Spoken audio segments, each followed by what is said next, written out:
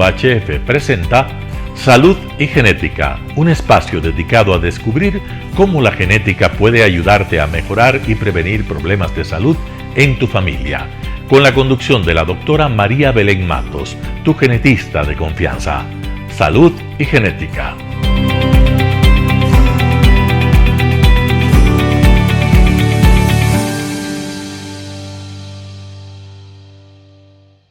Bienvenidos amigos televidentes y aquellos que nos siguen en las redes sociales. Recuerden que nos pueden ver por el Facebook de Telesucesos y también en YouTube queda grabado el programa. Hoy es viernes y tiene que ser un día divertido y pues nuestro programa no solamente se trata de aprender ciencia de forma un poco más seria, sino también podemos divertirnos y conocer que la genética puede ser muy divertida, sobre todo si te apasiona como a mí me apasiona.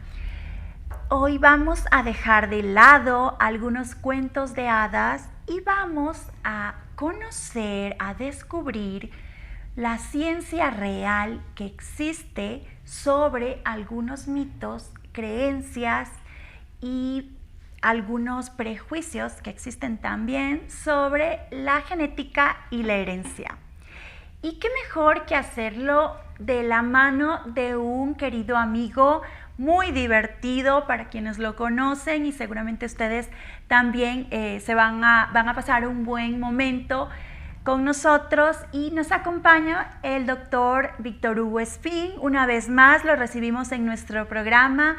Bienvenido, doctor Espín, buenos días. Muchas gracias, buenos días. Siempre es muy bonito estar aquí para poder compartir un poco de ciencia con el resto de personas. El conocimiento es para que todo el mundo lo tenga, no para guardarlo en una cajita. Así es, y muchas veces creen que es aburrido, sin embargo, por lo menos a mí en el colegio me encantaba conocer por qué sucedían las cosas y me imagino que usted también tiene esa avidez y curiosidad por conocer, sobre todo cuando hay algunas opiniones o algunas cuestiones que a veces los pacientes en la consulta o nuestros amigos en alguna reunión nos comentan sobre nuestra especialidad o sobre las enfermedades y el tipo de pacientes que atendemos. Nos gustaría escuchar, y ya he escuchado en la consulta mientras compartíamos en el hospital y también en otras reuniones sus anécdotas, y hablábamos de tener un librito con todas las anécdotas que nos han tocado o que podemos ayudar a nuestros pacientes a aclarar. Claro, es que es interesante por el hecho de que la genética es algo tan novedoso que hay muchas películas y claro, la gente comienza a confundir las cuestiones de ciencia ficción de las películas con la realidad que existe. Y como tal, como dicen, hay unas preguntas que son bastante divertidas que entran dentro de mitos y verdades. En genética también hay mitos y verdades. Así es, un ejemplo, por ejemplo, la más común o la más curiosa para empezar. Bueno, o sea, hay preguntas que dicen, a ver, hoy por hoy ya es posible, doctor, hacer alguna cuestión para poder que mi hijito salga con los ojos gatitos que tenía la abuelita y que también salga con el pelo hermoso que tenía el tío abuelo. O sea, eso está muy bien en las películas, pero los niños nacen por un barajeo entre el mazo de naipes del papá y el mazo de naipes de la mamá. Se mezcla y sale mezclado. Sale a veces, como dicen, oh, igualito al taita, pero claro, igualito al taita porque le ven la carita muy parecida al papá, pero no le pueden decir, ha sacado los riñones de la mamá, porque eso no se ve, pues. Entonces, el hecho de la manipulación genética de embriones para que salgan con las características que uno quiere, eso es muy bueno para películas, pero en realidad no hay. Lo más avanzado que existe en ese tema es poder analizar embriones para prevenir enfermedades genéticas. Cuando en una familia existe una enfermedad genética, sí se puede analizar el embrión para saber cuál está afectado y cuál no, y los embriones que no están afectados se reimplantan en el útero de la mamá y nace un niñito sin enfermedad, sin problemas. Eso sí se puede hacer y se hace. Pero lo otro de que yo quiero que tenga los ojos así o quiero que salga con el cabello asado, está bien para las películas. Exactamente, y por eso precisamente invitaba al doctor Espín, porque él siempre tiene esta forma un poco más coloquial y más amena y que hace un poco más entendible para el individuo, la persona común, que no maneja términos más técnicos. El doctor es muy experto en hacer esto más ameno y más amistoso para los pacientes, y es así que a algunos pacientes también le comentaba que siempre llegaban a la consulta y me decían, bueno, vengo aquí para que me diga de quién es la culpa, por qué mi hijo salió así. ¿Qué podemos hablar sobre eso? ¿También le preguntaban eso? Claro, siempre ha sido, e incluso es hasta una cuestión medio cultural, cuando desgraciadamente una pareja tiene un niñito con alguna anomalía, algún defecto, siempre los del lado del papá le van a echar la culpa a la mamá. Los del lado de la mamá le van a echar la culpa al papá. Ah, claro, mija, te dije que no valía con ese borracho reggaetonero. Los del lado del papá, no, yo te dije, ella no iba a ser buena madre. No, primero cuando nace un bebecito con alguna anomalía, no es culpa ni del papá ni de la mamá. Hay un factor, una etiología, una herencia, eso sí. Pero nadie desea tener un niño con anomalías, con defectos, con problemas. Eso es imposible. Entonces, la función ahí del médico genetista es saber qué pasó con ese bebé, y eso es interesante porque genética viene de génesis.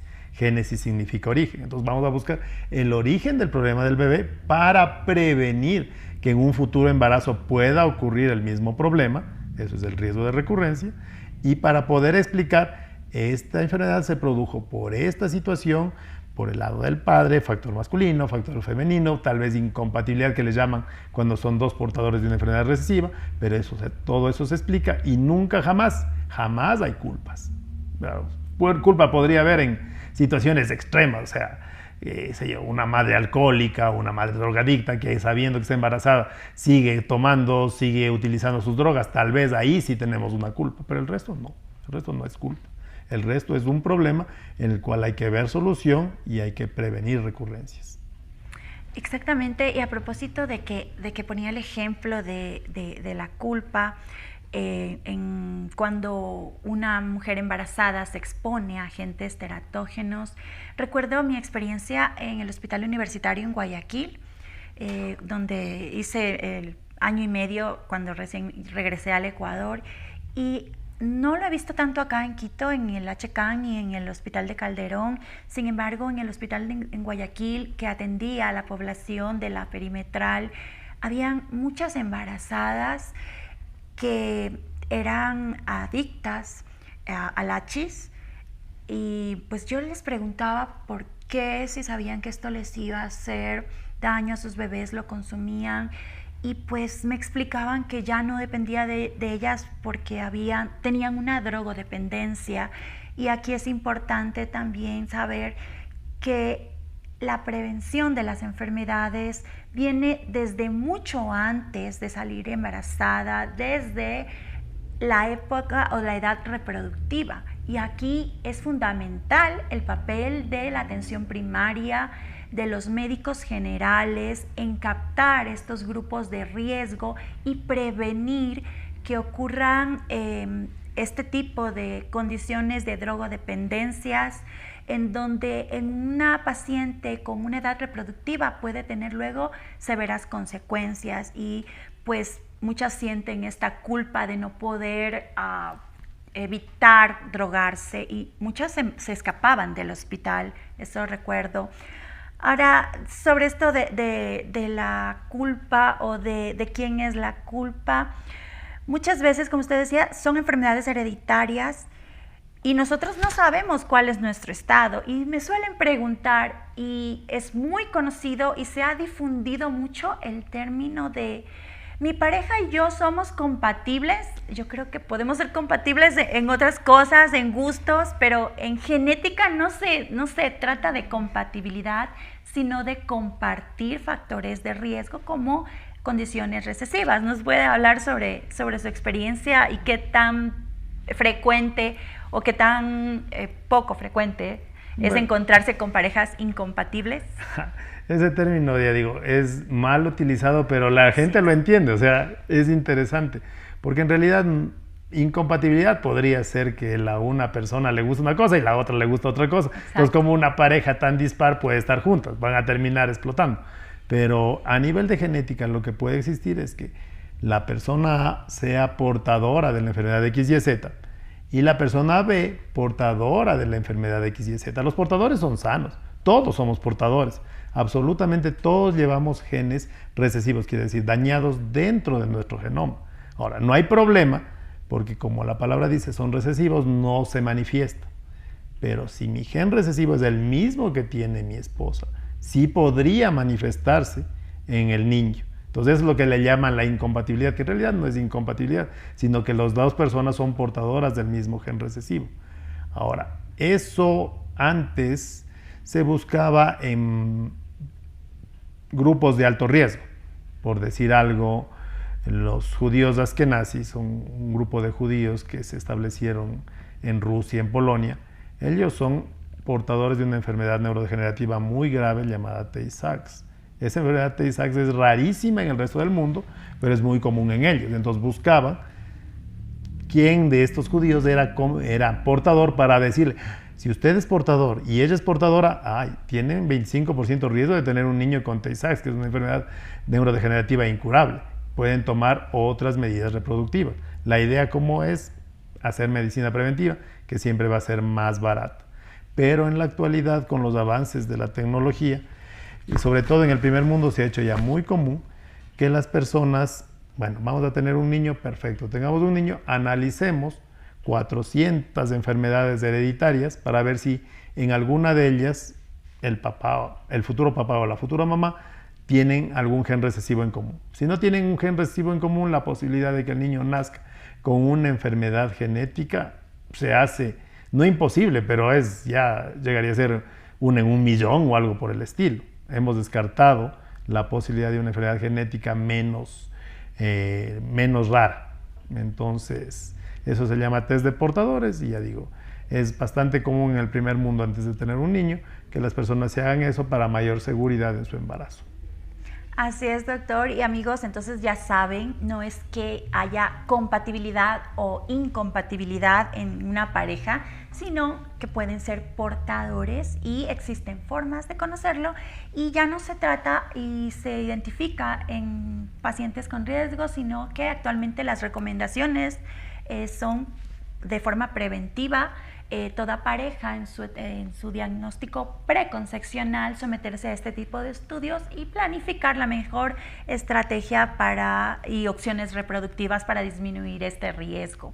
Doctor, ¿nos quiere contar alguna anécdota así de esas divertidas que le han sucedido en la consulta?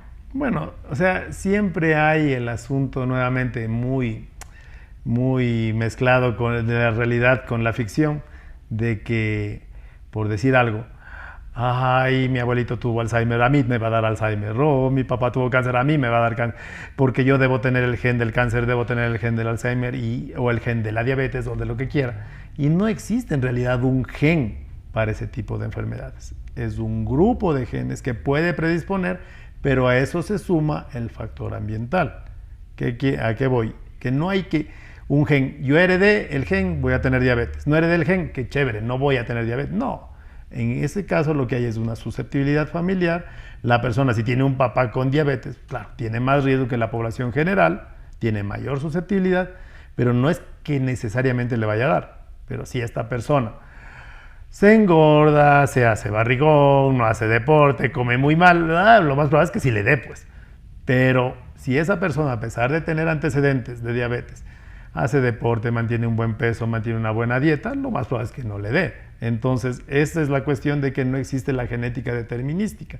Y también a eso va que algunas personas creen que existe el gen de la agresividad. O sea, yo soy bravo, yo pego porque tengo el gen de la agresividad. O incluso uno que es muy interesante, que ha sido motivo de incluso algunas charlas muy divertidas, del famoso gen de la infidelidad.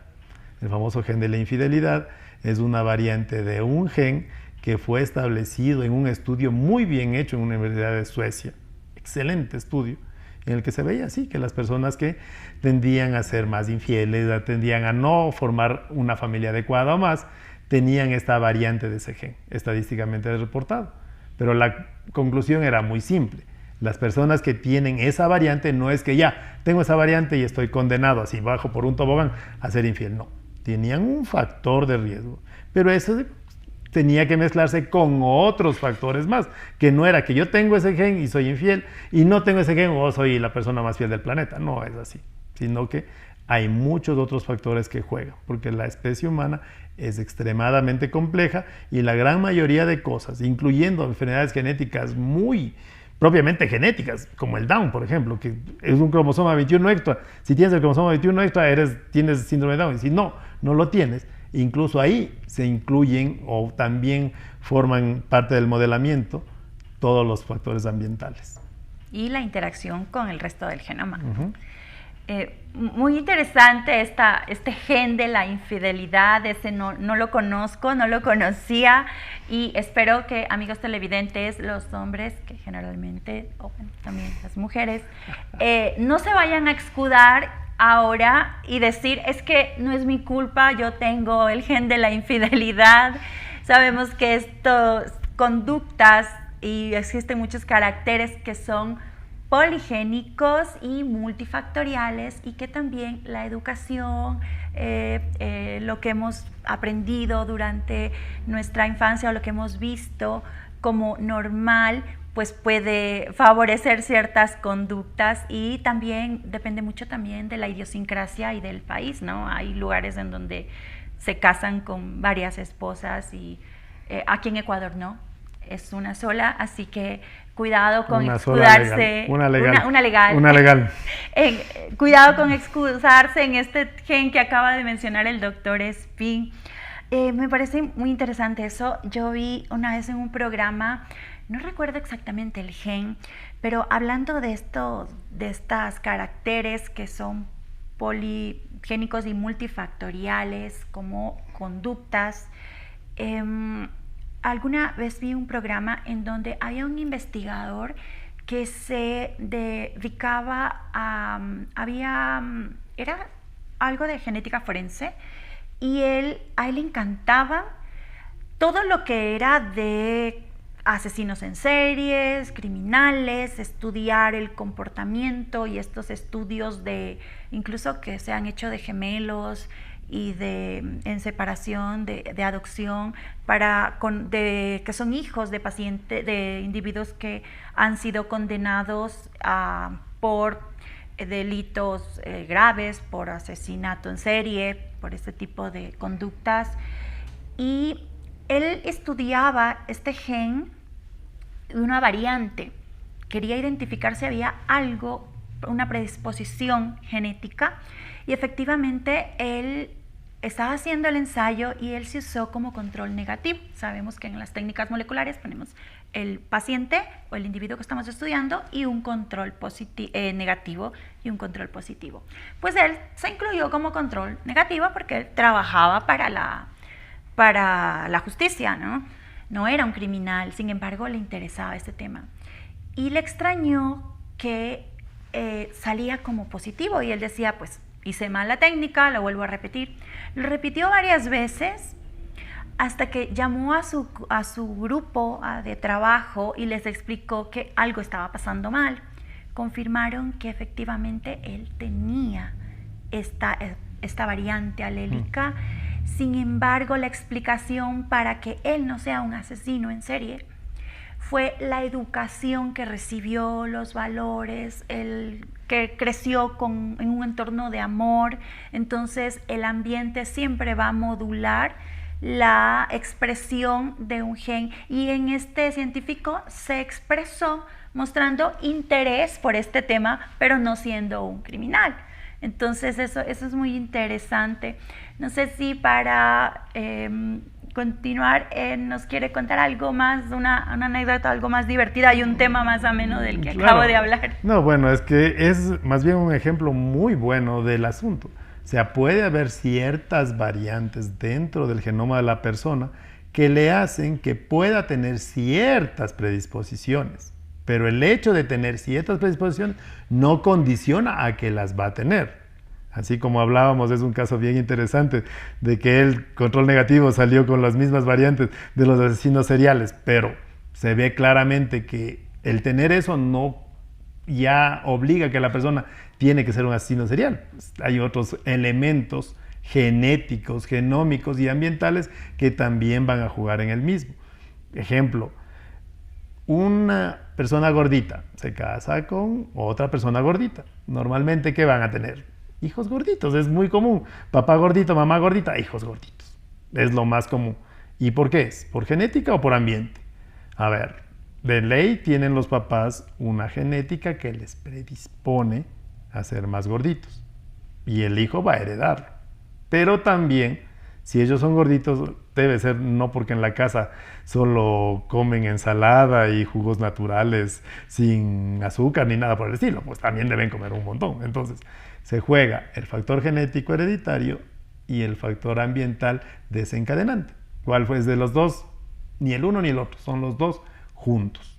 Eso también se entiende cuando una persona fuma desde los 14 años una cajetilla al día y ya tiene 75 años y no tiene cáncer de pulmón, tiene los pulmones acabados, llenos de alquitrán, llenos de hollín, con una serie de bronquitis y enfisema y más, pero no le da cáncer. Y puede ser una persona que se fume un solo tabaquito después de almuerzo y a los 50 años tener cáncer de pulmón. Entonces es un juego muy interesante y que cada vez la genética trata de ir desentrañando esos hilos tan mezclados que es, porque no es un solo gen, son muchos, y esos con el factor ambiental. Entonces es el trabajo del siglo XXI para ir desenmarañando esos caminos para poder llegar a lo que siempre se pone énfasis, a la medicina preventiva. Muy interesante esto que nos acaba de comentar. Y otro tema, otro tabú, otra creencia que existe no solamente en los pacientes, sino en la población y en los médicos, es que existe un test genético. Solamente quería terminar con eso porque siempre insisto en que no hay un test único. ¿Está de acuerdo, doctor? Es imposible, no se puede ver porque en el peor de los casos, si tiene ciertos genes predisponentes, no sabemos cómo va a ser el factor ambiental. Ok, no existe entonces un test único, hay que acudir a la consulta con el genetista para el asesoramiento pretest y posttest y dirigir el estudio, y eso es algo que siempre quiero aclarar en todos los programas.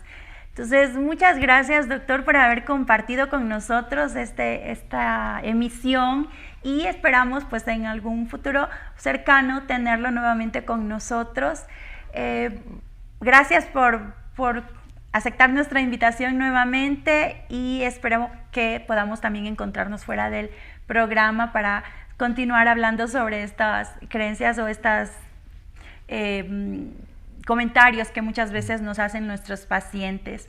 A ustedes televidentes, muchas gracias. Recuerden que pueden volver a ver el programa los domingos a las 10:30 por su canal Telesucesos, y les deseo a todos un feliz fin de semana. 9 UHF presentó Salud y Genética, un espacio dedicado a descubrir cómo la genética puede ayudarte a mejorar y prevenir problemas de salud en tu familia, con la conducción de la doctora María Belén Matos, tu genetista de confianza. Salud y Genética.